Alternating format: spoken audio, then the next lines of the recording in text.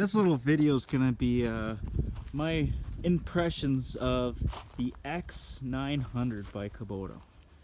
We've had this one now for, I guess, since November of 2018.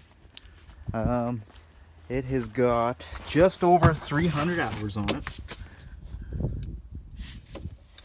This one, for some reason, is in miles, and it's got about 800 miles.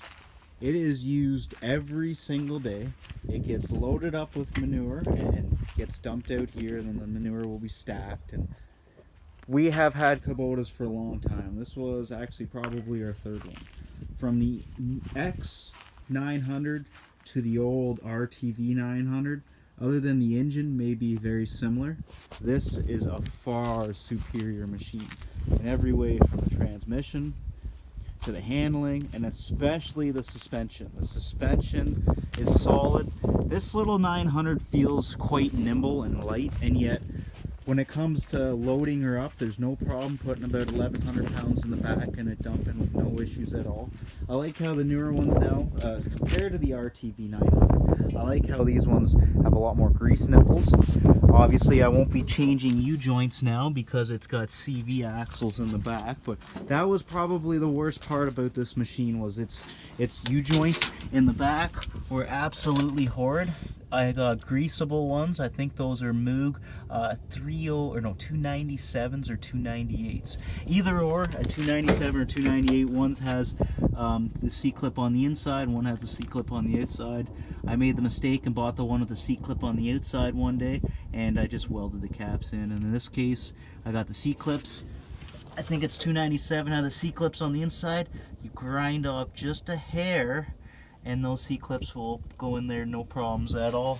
This one's probably wore out anyways, but well, maybe not. This machine, what ended up was, after about 3,000 hours, we brought it in for transmission issues, and they're like, yeah, we're at $6,000 in parts, and we haven't even cracked open the main case. So in other words, the whole hydraulic swash plates and pumps, both of them, are all gone.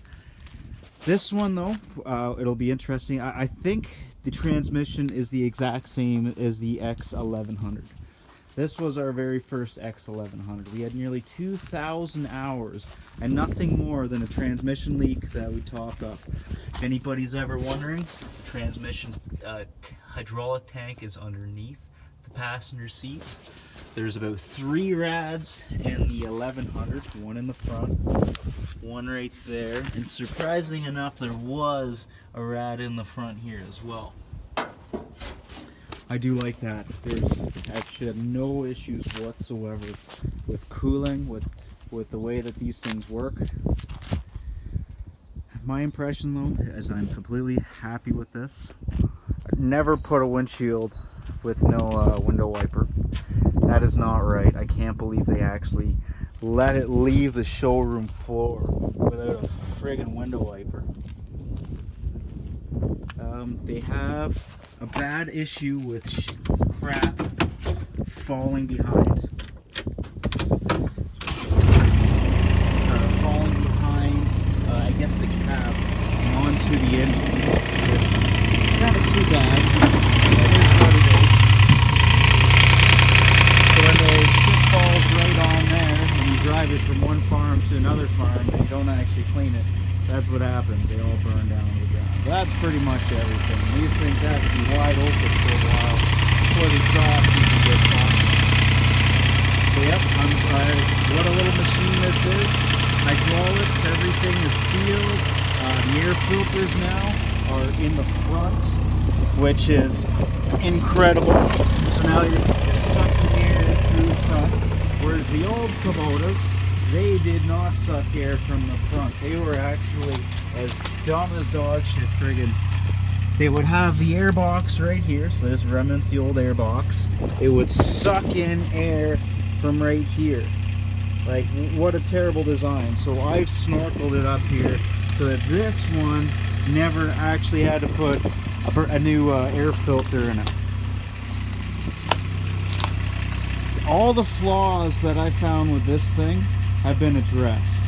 This one had transmission issues where it had a new pump and swash plate put on at 1,700 hours. The reason I knew that is because when I took the filter off, I found a chunk of plastic, and yeah, I guess they use plastic bearing cages.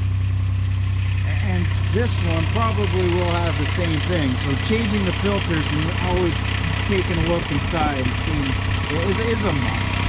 Especially when you're using them every single day. Love the color. The mama said she never wanted an orange one again after what happened to those two. So all the Kubotas now on the farm are camouflaged. And go run through it.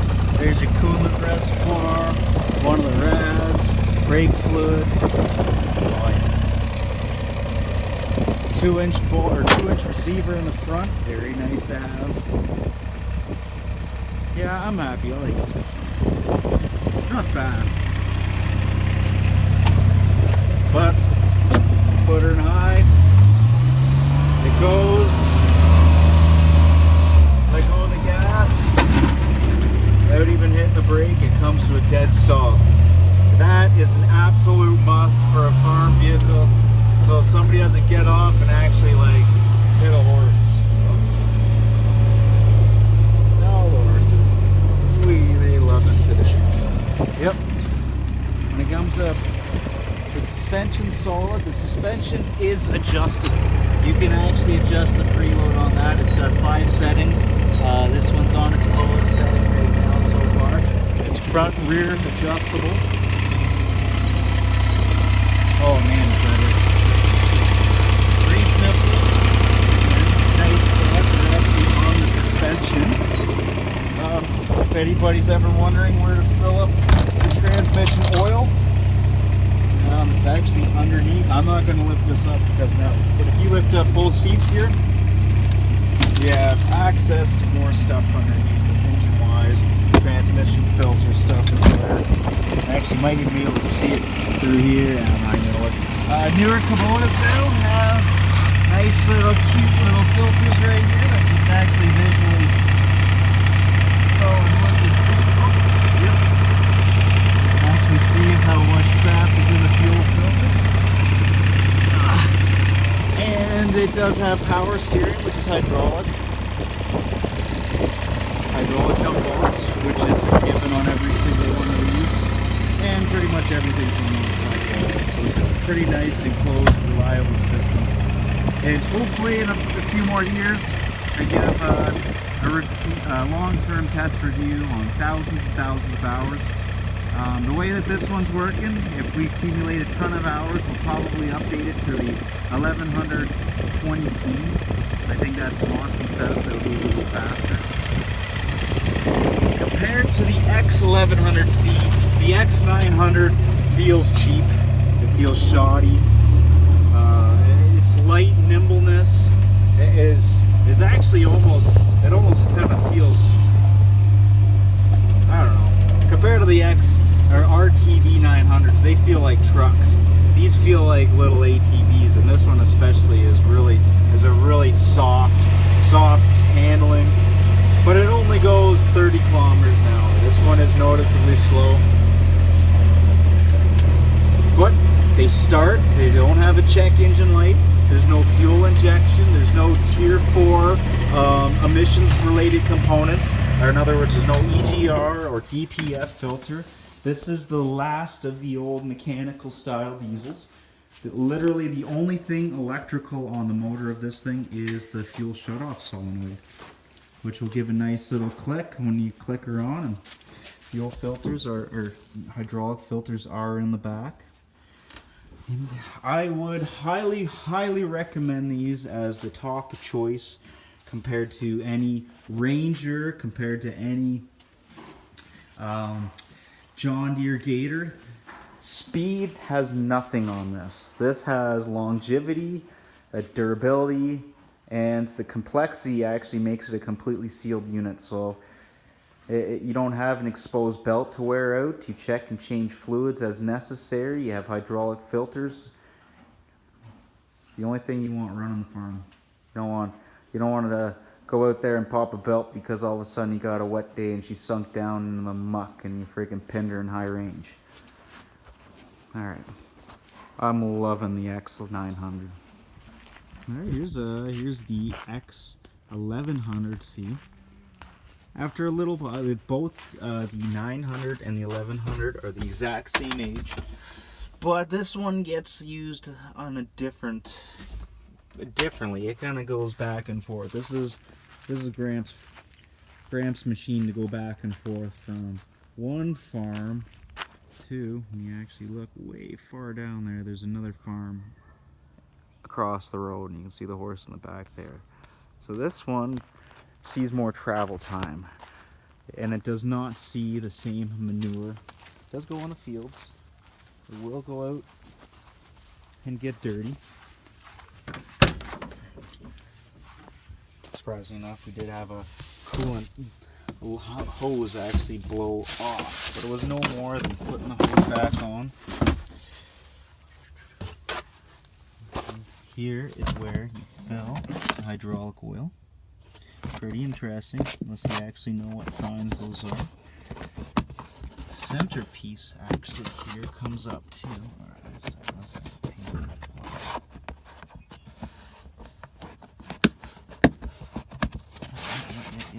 Alright, the centerpiece comes up too.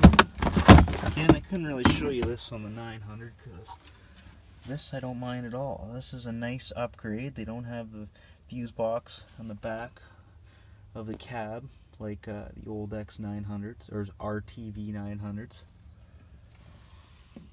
Nice little setup. There's one of the rads.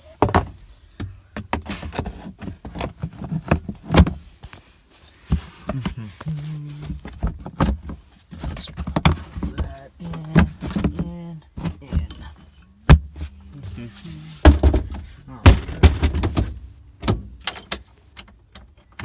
This machine now has got all the goodies from a nice radio. If anybody's wondering, the speakers are above your heads. They point straight down. AC, full working AC. Oh, yeah, you can hear how much power. That's 5 horsepower, probably 25 horsepower. Compared to the 900, it's solid. So we've had one of these machines before. This was the machine that caught on fire, or not this one, but it was a 900. There's a lock. Unlock it. This is amazing flap of steel. Compared to the 900, it has many more steel components. This machine, when you're even driving it around, feels much higher quality with this nice silent cab. It does have a full-on window wiper with windshield fluid. There's a button right there. No delay or nothing like that. Headrests behind. If this is a spectacular machine, it will not go much faster than 35 kilometers an hour. Come on, man, it's got AC and a working radio. Everything is hydrostatic. This is probably my favorite machine of all times. But we're talking about for a workhorse. I wouldn't even really expect this thing to do too much on a trail. Probably weighs about 2,500 pounds. I think it's about 800 or 900 pounds more than the 900. So again, this thing feels solid. This is a really nice little machine. Grab bar right there, solid frame. Doors are actually metal. They will take a blunt hit and you can bend them back. The glass inside is well protected, so the door can get pretty badly mangled without breaking the glass. This actually peels back to expose the little screws, so you can take this off and get to the mechanism in the back here. Yeah, because there's absolutely no way you're getting any sort of mechanism from the inside. Louvers are awesome, completely adjustable. Cup holders are there. Yeah, I really like this machine. Oh yeah, this one's in kilometers, and this one's got 1,700 kilometers. So yeah, this one has 100 less hours than the other one, and quite a few more kilometers. I like this a lot.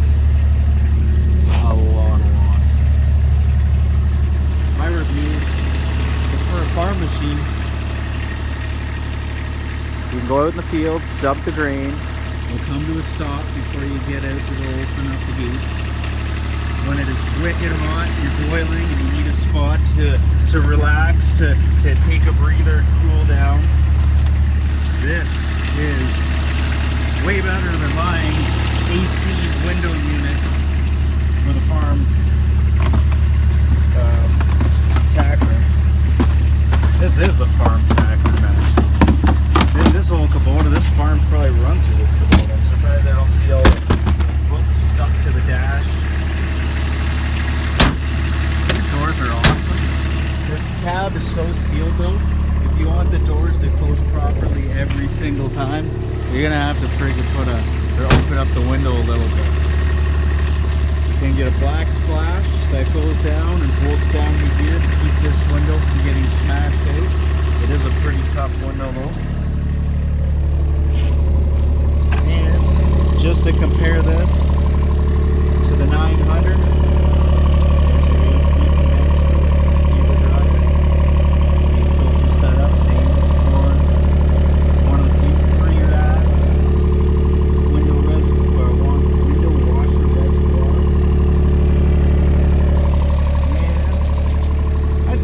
good set of lights. I don't mind these lights, whatever they are, 9006 or 9007s, I don't know. And then here's one of those. Easy to get to. And just like the 900, adjustable suspension.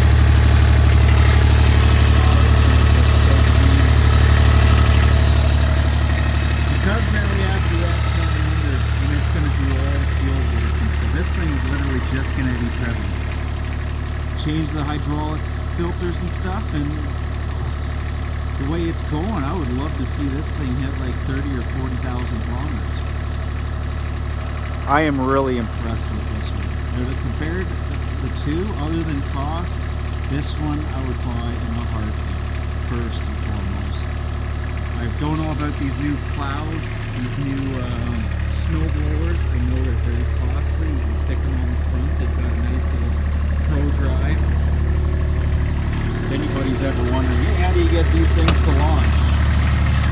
Well, you pull the throttle, and then you touch the throttle, and this thing will launch pretty hard and pretty strong. There's the four-wheel drive. There's the rear diff lock. There's no front differential locks on any of these machines.